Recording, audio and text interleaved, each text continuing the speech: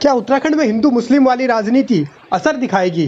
क्या उत्तराखंड में अब इस तरीके के मुद्दों के सहारे नई सियासी बिसात बिछाई जा रही है? क्या इस तरीके के मुद्दों के जरिए अलग अलग तरीकों से जनता के बीच एक अलग मैसेज देने की कोशिश हो रही है? मुख्यमंत्री धामी ने जो कहा है वो चेतावनी भी है, साथ ही एक संदेश भी है। उत्तराखंड के अंदर धर्मांतरण नहीं चलेगा, उत्तराखंड के अंदर अतिक्रमण नहीं चलेगा, उत्तराखंड के अंदर लैंड जिहाद नहीं चलेगा। उत्तराखंड के अंदर आप देख रहे होंगे अखबारों में कुछ लोग थूक याद कर रहे हैं, ये थूक याद भी नहीं चलेगा। उनके समाज के लोगों को आगे आना चाहिए, जो पढ़े लिखे लोग हैं उनको आगे आकर जो भी खराब चीज है उसको रोकने के लिए कहना चाहिए। जो गलत चीज है वो कहीं बर्दाश्त नहीं होगी और देवभूमि उत्तराखंड में किसी कीमत पर ही बर्दाश्त नहीं होगी। उत्तराखंड को आगे बढ़ाने के लिए हम लगातार काम कर रहे हैं भाइयों बहनों।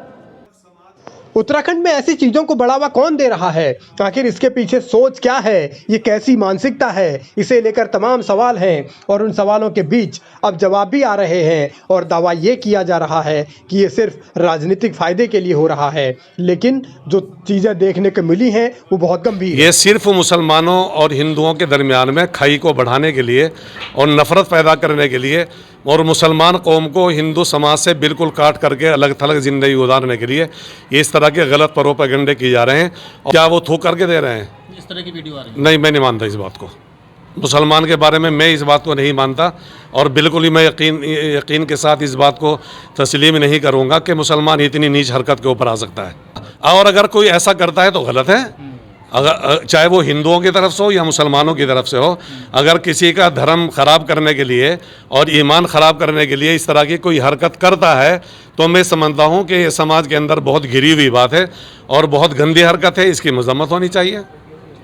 कौम को आप दोषी कैसे ठहरा देंगे? हमें खुद सुन करके तकलीफ़ हो रही है। आप भाई, हम मजहबी लोग हैं, हम मज़हब के ऊपर चलना है हमारा मामला। हम यहाँ मदरसों में हज़ारों बच्चों को पढ़ा रहे हैं, हर वक्त तो कौम के साथ हम जुड़े हुए रहते हैं और हम हमेशा अपने भाइयों को अच्छी बात की तलकीन करते हैं, अच्छी बात समझाते हैं।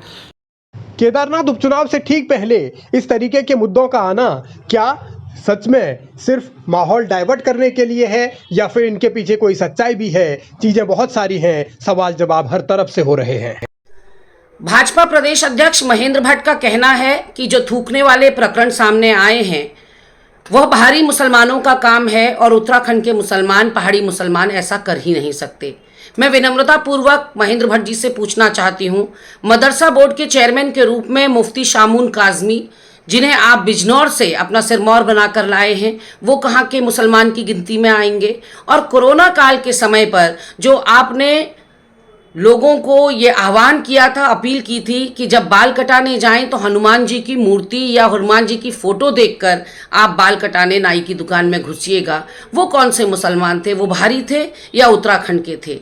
ऐसे में महेंद्र भट्ट जी अब अपनी निकृष्टतम चालों पर उतर आए हैं, सियासी राजनीति पर उतर आए हैं, क्योंकि उन्हें निकाय चुनाव में, पंचायत चुनाव में और केदारनाथ उपचुनाव में यहाँ के सभी नागरिकों का सहयोग चाहिए। तो ऐसे लोगों को चिन्हित किए जाने की ज़रूरत है जो इसमें भी राजनीति खोज रहे हैं और भीतर और बाहरी लोगों में भिन्नता पैदा करने की कोशिश कर रहे हैं।